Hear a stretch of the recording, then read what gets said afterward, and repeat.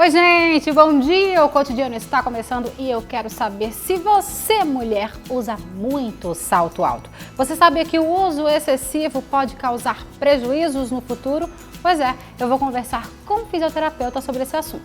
Eu converso também com um nutricionista sobre os benefícios dos chás. E a super dica de hoje com o professor Marcelo é sobre celular. Você sabe conservar o seu aparelho? Não? Então aproveita, puxa uma cadeira, chegue junto que o Cotidiano está só começando.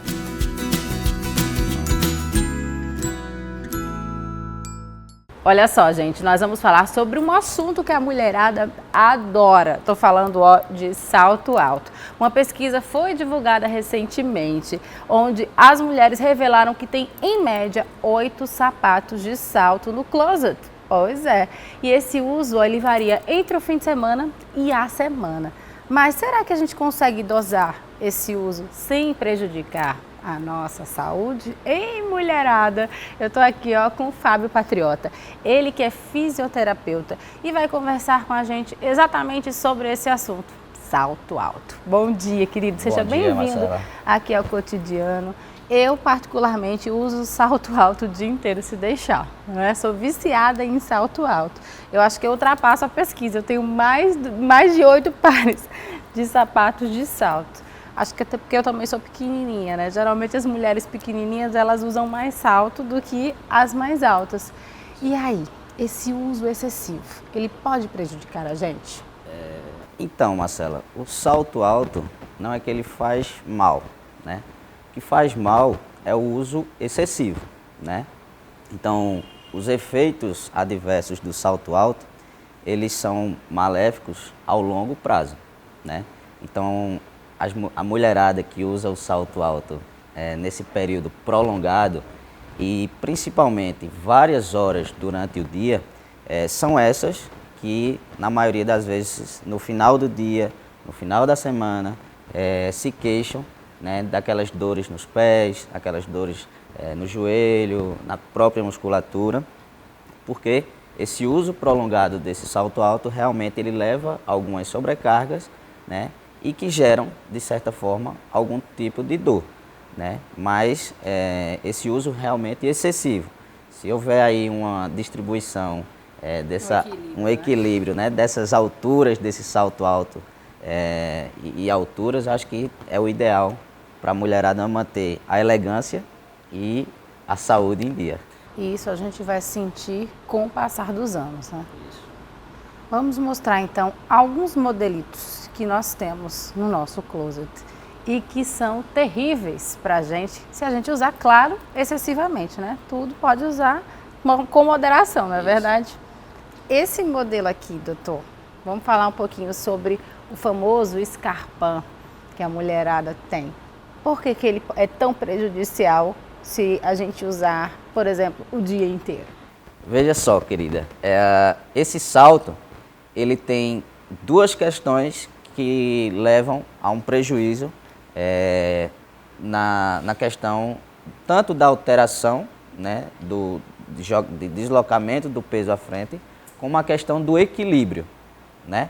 Então, esse salto especificamente, que tem um salto mais fino na região posterior, ou seja, na região do calcanhar, então ele favorece a esse desequilíbrio. Fica mais... Isso, fica mais instável, né? Além de que, por esse salto excessivo, a mulher ela desloca esse pé à frente e esse bico fino na região anterior do pé, ele aumenta o desconforto na região dos dedos, gerando um aperto, né, nessa região dos dedos, dos metatarsos, e pode, ao longo prazo, favorecer algumas deformações, como é o caso, por exemplo, dos joanetes, que é o dedão do pé, o hálux, né, ele deformado para a região de dentro, para a região medial do pé. Na verdade, ele, vamos dizer assim, entrando no vai ficar segundo com o dedo torto. Isso. A pesquisa revela também, viu, gente, que 80% das mulheres que participaram, essa pesquisa ela foi feita no Brasil inteiro, viu, doutor? 2.000 mulheres participaram, entre jovens e até idosos também. E aí elas se queixaram muito de dores nos pés, 80%. Eu também sinto muitas dores nos pés, fato. Às vezes os pés eles incham e eu ainda tenho uma dificuldade maior porque eu não consigo usar rasteira. O salto alto, ele tem uma grande questão que leva a um grande desequilíbrio, né, do corpo, principalmente das mulheres, né? A gente fala só das mulheres, mas o homem, ele também usa alguns saltos altos. É verdade, né? disse uma verdade, aquele saltinho. Eu mesmo aqui tenho um sapatinho. Exatamente, alguns centímetrozinhos, 3, 4 centímetros. Isso, na maioria das vezes os homens, eles são, vamos dizer assim, uma frequência menor, né? E geralmente são padrões, são aqueles saltinhos pequenos, mas tem aqueles saltinhos e os sapatos de bico finos também, que às vezes gera aquele aperto na região anterior do pé. Ô doutor, tem gente que sente muitas dores, como a gente comentou aqui, que a pesquisa até revelou isso, chega em casa, os pés incham. O que a gente pode fazer nesse momento que a gente chega em casa, que tira o salto, para aliviar um pouquinho esse inchaço e essa dor? Colocar as pernas para cima, o que a gente pode fazer? O que se pode fazer, colocar as pernas para cima, é o que a grande parte faz, né? Então, assim, o tradicional é realmente procurar relaxar, né? Então, depois de um dia de trabalho em cima de um salto alto, né? O que se tem que procurar fazer é relaxar, colocar os pés para cima, talvez uma compressa morna ou uma imersão. Eu prefiro fazer a imersão, orientar a imersão na água quente. O conhecido escalda-pé. Né? E gosto muito de usar uma bolinha de tênis. Eu oriento muito no meu consultório a bolinha de tênis para que a pessoa faça tipo uma massagem, uma liberação, principalmente daqueles músculos que foram sobrecarregados durante o dia, né? Exemplo, o músculo da panturrilha, né? O músculo que fica embaixo do pé, que a gente chama a fáscia plantar, né? Muitas das mulheres têm dor nessa região embaixo do pé. Então, assim, fazer uma massagem, uma liberação com a bolinha de tênis é bem dolorido, né? Mas é uma coisa que ajuda bastante, associado, lógico, a essa compressa, esse contraste, né? E um relaxamento, procurar realmente descansar. Eu acho que essas são assim, boas orientações para quem realmente passa o dia em cima do salto alto e quando chega em casa quer dar uma relaxada na musculatura. Muito bem, adorei o nosso bate-papo, viu, doutor? Obrigada. Por mim, a gente agradeço. Conversava muito mais, mas nosso tempo é curtinho. Obrigada. Obrigado. Bom dia, até Bom a dia. próxima. Tchau, tchau. E no próximo bloco eu converso com um nutricionista sobre os benefícios dos chás. Você costuma seguir aquelas receitas caseiras da vovó? Daqui a pouquinho ele vai esclarecer todas as nossas dúvidas sobre o assunto. E também tem a super dica com o professor Marcelo de como você pode conservar o seu aparelho celular. Então me espera, viu? Eu volto daqui a pouquinho.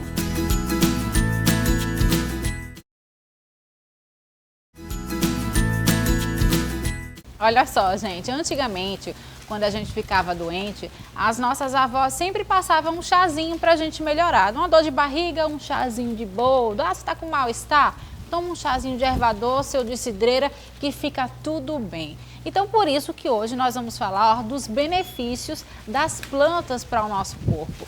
Mas a gente também deve ficar atento, porque o mau uso dessas plantas pode causar muito mal para a nossa saúde. Eu estou aqui com o Jefferson Arruda, ele que é nutricionista e vai explicar tudo isso para a gente hoje. Bom dia, Jefferson. Bom dia, Marcela. Seja bem-vindo mais uma vez aqui ao Cotidiano para falar sobre um assunto que interessa muita gente, porque eu particularmente adoro chá, né? E aí a gente toma um chazinho de boldo quando está enjoado, um chazinho de cidreira quando está com mal-estar, um chazinho de erva doce, enfim. Mas às vezes a gente associa e não sabe se está fazendo certo, não sabe se ao invés de estar fazendo bem, pode fazer mal. Então vamos falar sobre os benefícios dos chás e os malefícios também. Primeiramente, acho que é importante a gente deixar bem claro, né, que assim como os medicamentos, né, altas dosagens, a gente pode acabar tendo um efeito não desejado.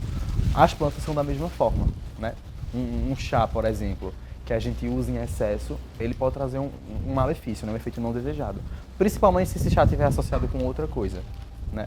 Muitas vezes a gente vê por aí vendendo 3 tipos de chá associados, 4 tipos de chá associados, seja para um fim estético, seja para um fim associado a alguma doença, e aí, eita, eu vou comprar. Né? Pega, não lê informação nutricional, não lê rótulo, não sabe o que é que está ali dentro, não sabe nem se é indicado para aquele caso. E aí faz o consumo, de repente aparece uma coisa não desejada, né? Então é importante a gente deixar claro que, assim como o medicamento, o chá, ele pode sim trazer prejuízo à saúde, né? E se ele for utilizado de uma forma muito clara, né, bem orientada, ele vai trazer benefícios desde um desconforto gástrico, como a azia, né, até um efeito diurético, que vai ser vantajoso também, né, para uma pessoa que esteja com um problema de hipertensão, ou uma pessoa que esteja com um problema de fígado, que esteja com um problema de colesterol. Então a gente tem aí vários recursos específicos para cada patologia. A gente tem o hábito, né, de pensar que por ser planta é natural, é saudável, eu posso tomar, então, aí do jeito que eu quiser que vai me fazer bem. Então não pode. Não. Tem uma planta que tem contraindicação que a gente não pode estar tomando sempre algum chazinho ou não? Por exemplo, o chá de sênio. O sênio é utilizado, né, em caso de obstipação intestinal, também conhecido como prisão de ventre. Só que ele existe um tempo de limite para uso. Por exemplo, o indivíduo está com um intestino preso, né? Então ele vai fazer uso desse chá. Se ele faz uso desse chá por mais de 15 dias, ele pode estar irritando o intestino dele. Uma vez que, depois que passa de 15 dias, esse chá começa a puxar a água da luz intestinal, né? Das bordas do intestino. E aí isso vai gerar um grau de inflamação, que começa mínimo, e aí a depender do uso, da quantidade desse chá, né? Da forma como você está administrando, você pode desenvolver até uma síndrome do intestino irritável. Olha só. Que é uma consequência não desejada. Imagina só, tudo que você comer faz mal para o seu intestino. Você sentir cólica, você ter uma maior formação de gases, você sentir dor ao evacuar. E tudo isso por conta de um uso indiscriminado de uma planta, de um chá, né, que está válido para fazer um benefício específico.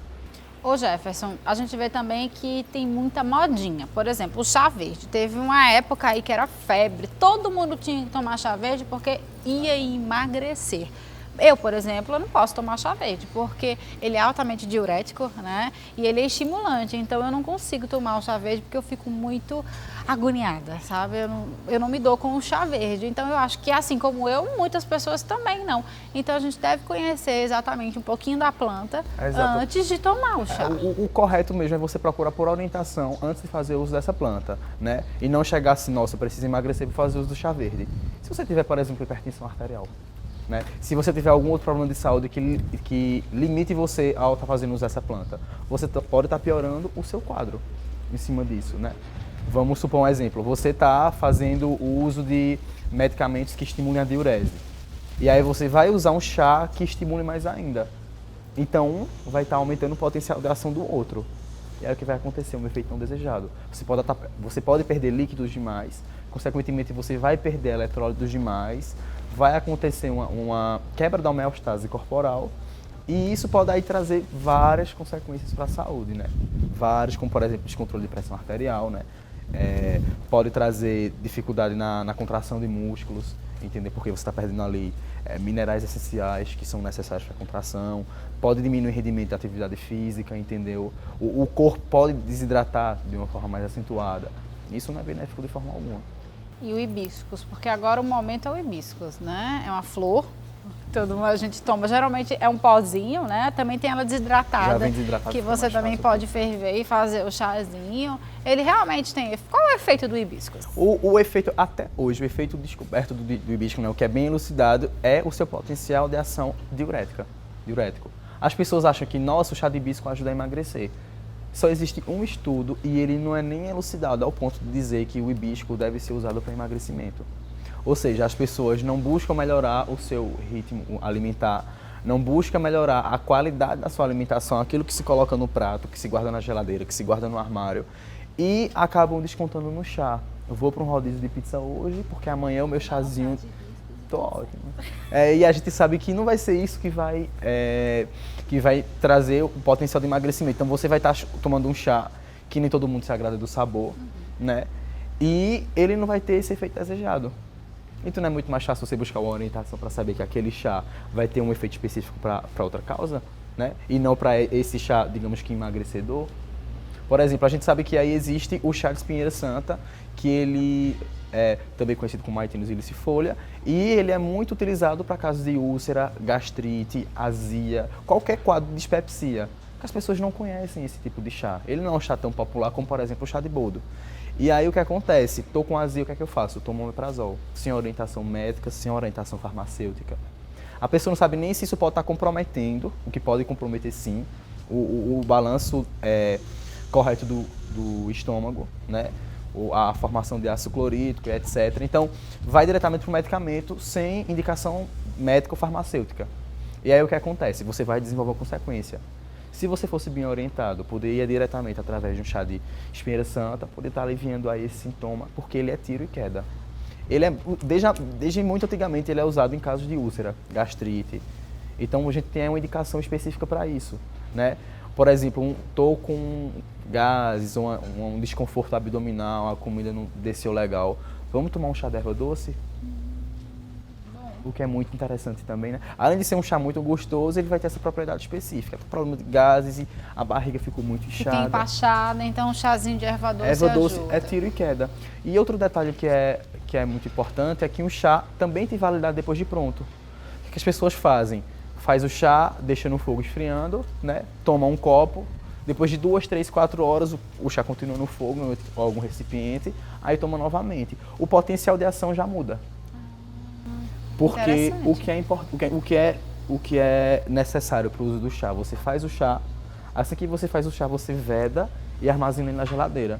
Porque ele vedado e armazenado, ele pode durar até 24 horas. Depois de 24 horas, a terapêutica não é a mesma. Ele pode perder o princípio ativo. Exatamente, o potencial de ação não vai ser o mesmo. Então, se eu quero tomar um chá, por exemplo, da espinheira santa para azia, se eu faço ele na segunda-feira para tomar na terça ou na quarta, o efeito desejado já não vai ser o mesmo.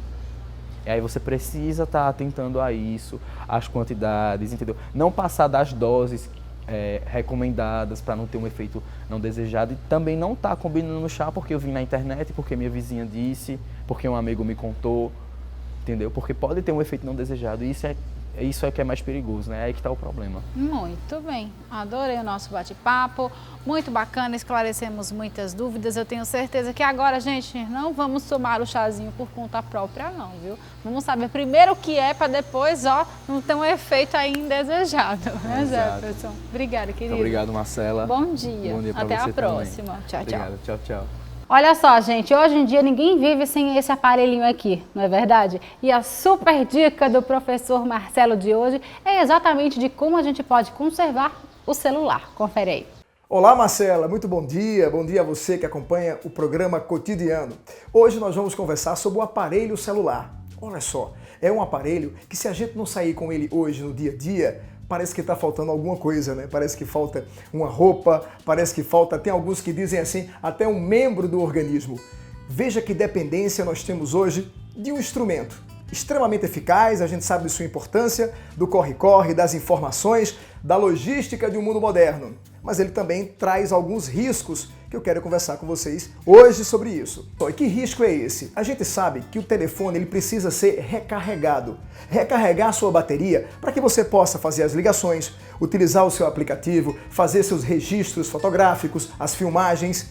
Só que ao recarregar, tenham muito cuidado com o superaquecimento que acontece nos aparelhos telefônicos. A gente tem visto ultimamente algumas imagens, vídeos, fotos na internet que contam isso. Pessoas que estão sendo queimadas, muitas vezes mutiladas, perdendo dedos da mão por conta do manuseio inadequado do aparelho telefônico durante o seu carregamento. Pois bem, isso é mito ou isso é verdade? Nós sabemos que a voltagem que entra nas residências é em torno de 220. Então é necessário que dentro do aparelho telefônico a resistência dele seja suficiente para dissipar essa corrente de modo ideal.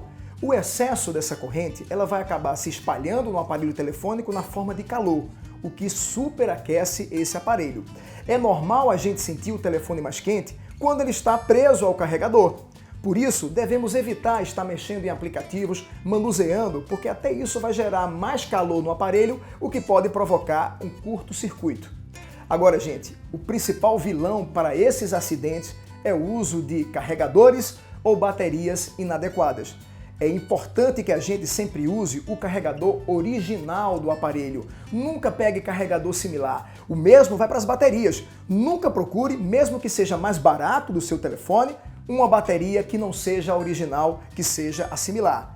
Esses dois aparelhos, o carregador e a bateria que trabalham em conjunto, eles podem dissipar em maior quantidade devido à resistência não ser a ideal e essa corrente elétrica acabar superaquecendo o seu aparelho telefônico e trazendo transtornos aí de que tipo? Um choque elétrico, você pode ter uma corrente, gente, superior que atinja a carcaça do aparelho e leve a um choque perigosíssimo aí para a nossa saúde, podendo até levar à morte. Sem falar nas queimaduras também. Um curto-circuito ele pode fazer com que o aparelho ele pegue fogo, levando a uma queimadura e aí dependendo da área aonde esse telefone esteja, é bastante perigoso para a gente. Evitar sempre colocar o aparelho para carregar em cima da cama, tem pessoas que colocam embaixo do travesseiro, veja só que perigo, gente. Então na hora que ele estiver carregando, deixa numa superfície firme, distante de algo que possa propagar esse calor, né? Bota em cima da madeira, em cima de um ferro, mas não deixa exposto, principalmente para a criança estar manuseando. Nunca deixe seu filho colocar ou retirar